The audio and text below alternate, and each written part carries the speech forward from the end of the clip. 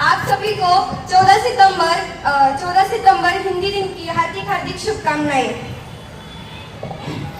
14 सितंबर 1949 को हमारे देश ने संवैधानिक तरीके से हिंदी भाषा को राजभाषा घोषित कर दिया गया था, जिसने सबके मन जीते ऐसी मनमोहिता है हिंदी, जिसने सबके मन जीते ऐसी मनमोहिता है हिंदी। अगर सरल शब्दों में कहा जाए तो जीवन की अभिलाषा है हिंदी। दोस्तों, 14 सितंबर राष्ट्रभाषा हिंदी दिन इसलिए मनाया जाता है कि हिंदी दिवस पर हिंदी संस्कृति को बढ़ावा दिया जाए। इस पर सामाजिक समारोह, विभिन्न प्रकार के समारोह और विभिन्न प्रकार के प्रतियोगिता से यह प्रदर्शित किया जाता है। ऐसे कई तरीके हैं जिसके द्वारा हम कई लोगों को समझा सकते हैं। स्वतंत्र आंदोलन के समय महात्मा गांधी जी ने कहा था कि एक भाषा के बिना, एक राजभाषा के बिना एक राज्य होता है वो गूंगा होता है।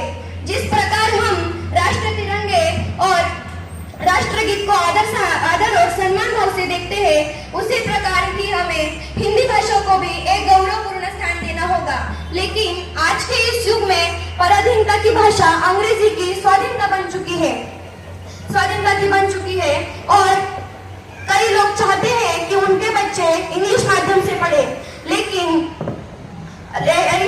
हमारे इस रवैये से इंग्लिश जो है वो दुर्लभ स्थान की भाषा बन चुकी है। हमें जो है इंग्लिश भाषा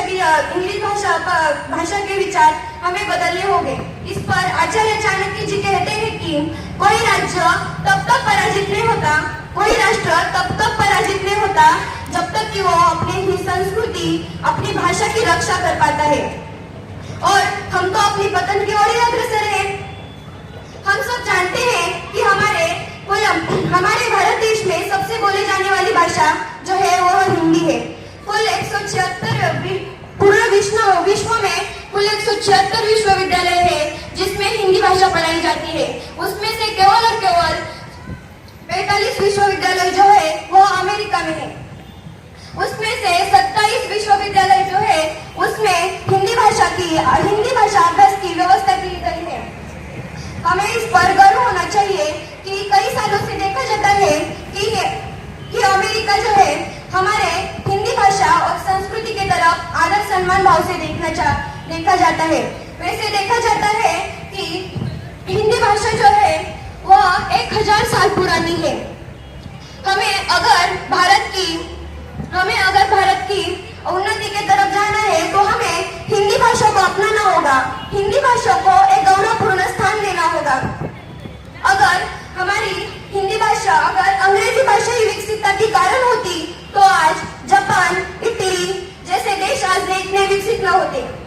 कई माता पिता चाहते हैं कि उनके बच्चे फराटेदार अंग्रेजी बोले, उनके बच्चे पहले इंग्लिश माध्यम में पढ़े, लेकिन हमारे इस रवैये से ही हिंदी का स्थान हमारे देश में कम होता जा रहा है। इस पर हमें इसके दुष्परिणाम यह हुए कि आजकल के माता पिता जो है वह बच्चों के एडमिशन हिंदी माध्यम से मोड़कर अंग्रेजी माध्यम में कर रहे हैं। बच्चों, हमारी जो हिंदी भाषा है ना वो बड़ी ही साधारण व सरल है, इसे हर कोई बोल व समझ सकता है। करते हैं तन मन से वंदन, जन मन गण अभिलाषा का करते हैं वो अभिनंदन इस संस्कृति का, करते हैं आराधना अपनी भाषा का। धन्यवाद।